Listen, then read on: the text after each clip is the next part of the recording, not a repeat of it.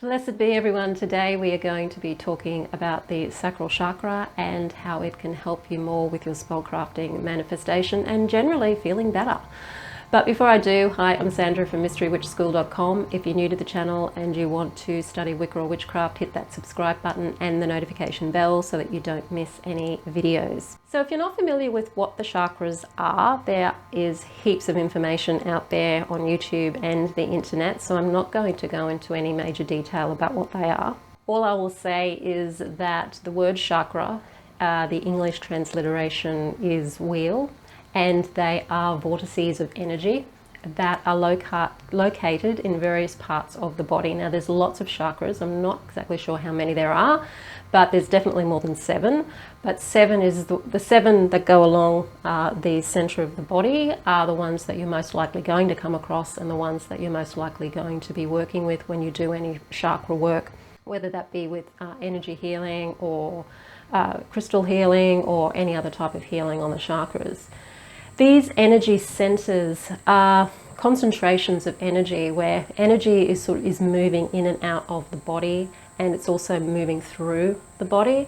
And these points of energy have different associations with various different organs of the body, nerve bundles in the body, and affect our emotional center, our mental center, physical, and overall spiritual vibration. So they're pretty important, and you can really feel the energy in them when you may be doing some work with somebody who actually knows how to work with the chakras.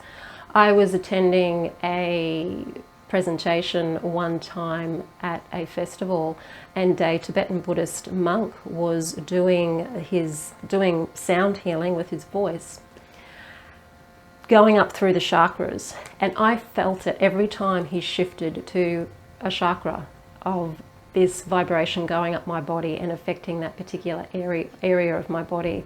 It was pretty amazing, and I had never felt that before with any chakra work that I'd ever come across. I mean, this guy really knew his stuff.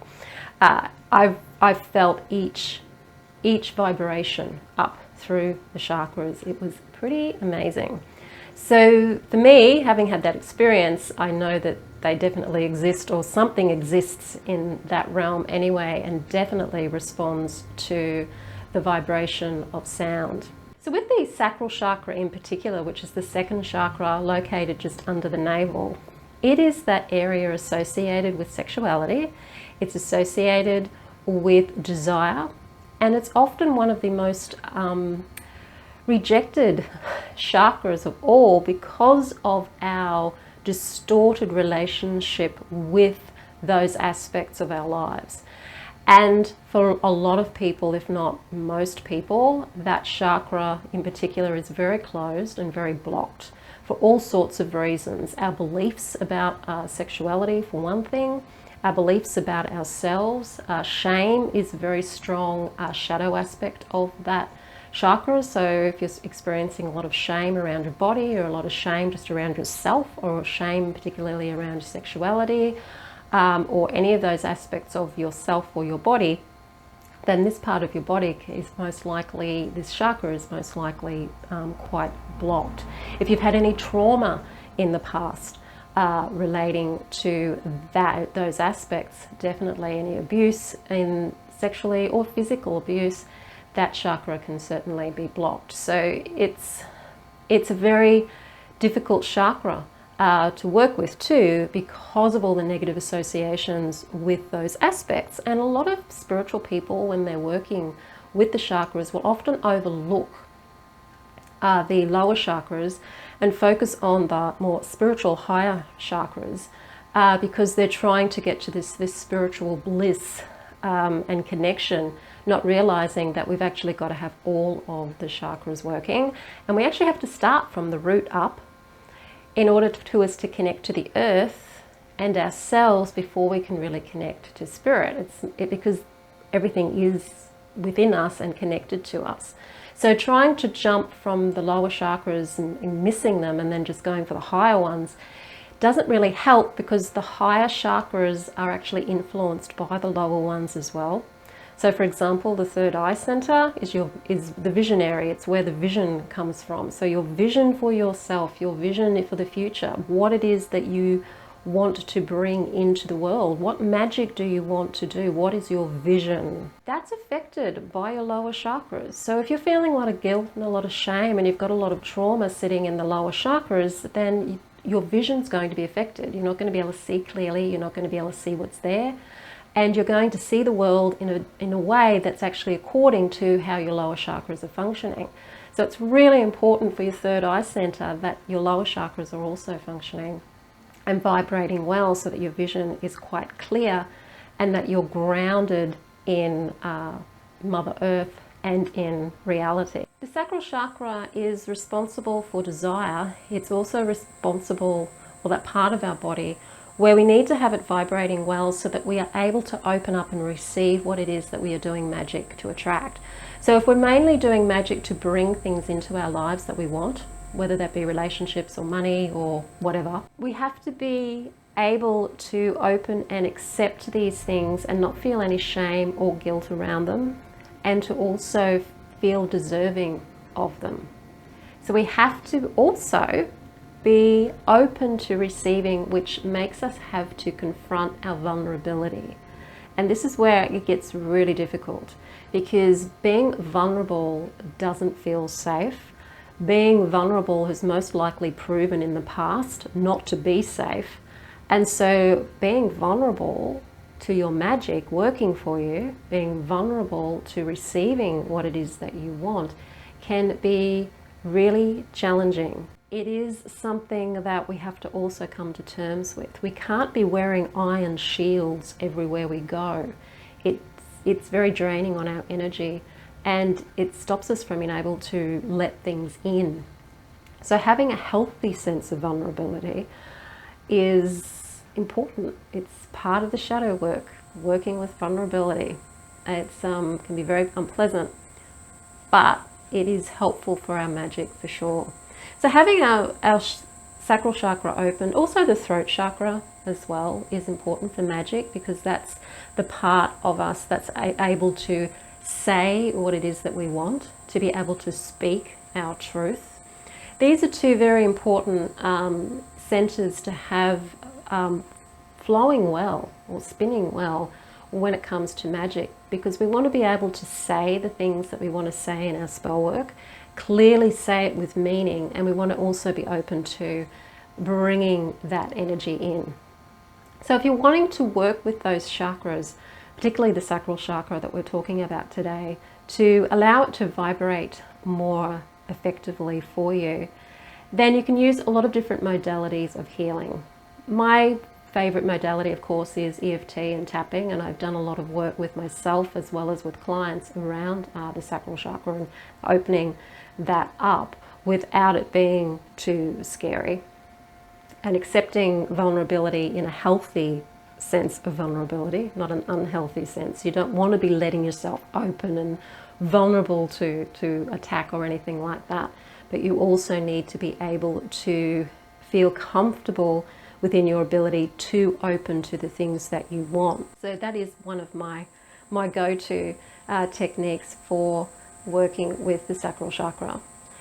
But other ways that you can work with this chakra quite effectively is either through dance, so working with dance movements that are very watery and work on moving that area of your body and getting yourself back in touch with that part of your body through dance. Working with sound vibration, so working with musical instruments. Generally speaking, when people are working with the sacral chakra, they will work with the pitch of D, so that can be D of any octaves.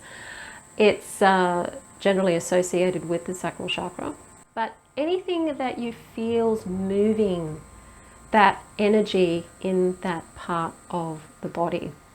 Now here I've got what's called a harmonic whirly. It's an invention by a friend of mine called Sarah Hopkins, who is a musician and composer. And she designed these a long time ago, years ago. I think maybe 20 years ago or something. And I've only just bought a set and I've been playing with them, and I'm not selling them or anything. I'm just sharing with you what this is and you know, how you can use sound. But I will put the details to her website in the description field below if you are interested in these. This whirly is actually at a different pitch than I would normally associate it with. So generally it's in the key of E flat, but it is associated with the solar plexus and also the sacral chakra. So even though you're getting into the realm of the E and not the D, this is apparently one of the few whirlies that actually work with the sacral chakra. So I'm going to use it, and you can get an idea of how you can use sound vibration. So these things are really simple to use too and play.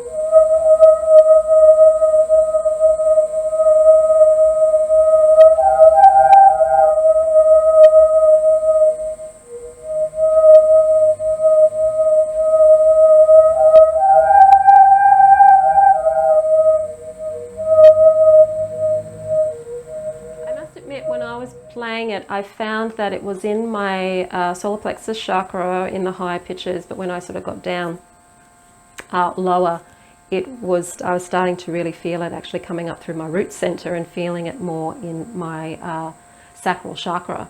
So play with your sound vibrations too and see where you feel them. If you do have any instrument, if you play an instrument, even if you've got a guitar, playing with pitches and just, I mean, it's good if you've got an instrument where you're able to allow it to sort of be a bit more of a drone, like say a bowed instrument like a violin or a viola or something, so that you can actually have the sound drawn out, and just play with the pitches and see where you feel the vibration in your body.